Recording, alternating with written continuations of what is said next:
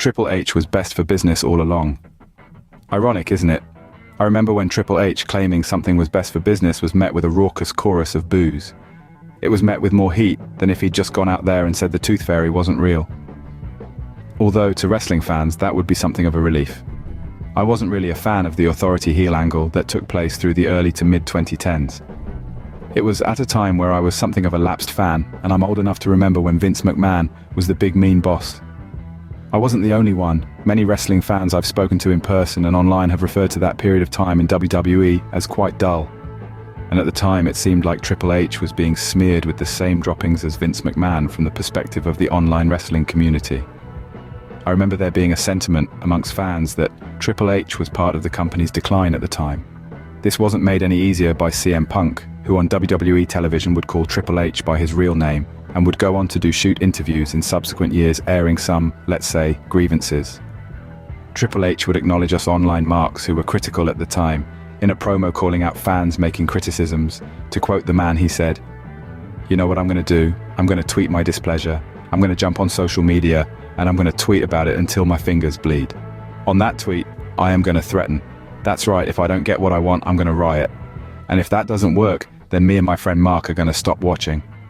I loved that promo. At the time it drew a bit of heat from me, as one of the marks he was referring to, but also the subtle reference to the "if Cena wins we riot" format of fan discourse. Clever Helmsley. As we've seen in recent years, the further Vince McMahon has stepped back, and the further Triple H has stepped in, WWE has been in a good old-fashioned renaissance period. This effect can be traced back, funnily enough, to the exact time that the authority angle was taking place, when Triple H, William Regal, Dusty Rhodes and numerous other coaches were cultivating the NXT brand into what it has become.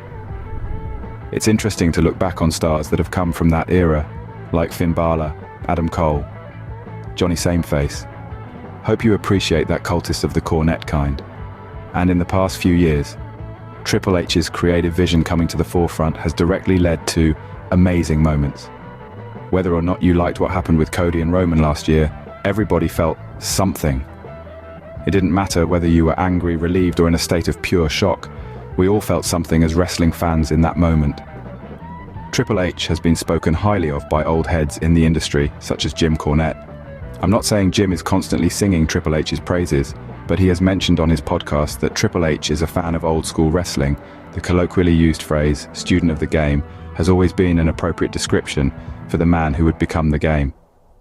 He has the unique perspective of a man who was part of so many iconic moments in modern wrestling, but was trained by Killer Kowalski, which is about as old school as you get, and I'm very excited to see where he takes WWE from here. Maybe you agree, maybe you don't. Either way, subscribe or I'll turn heel.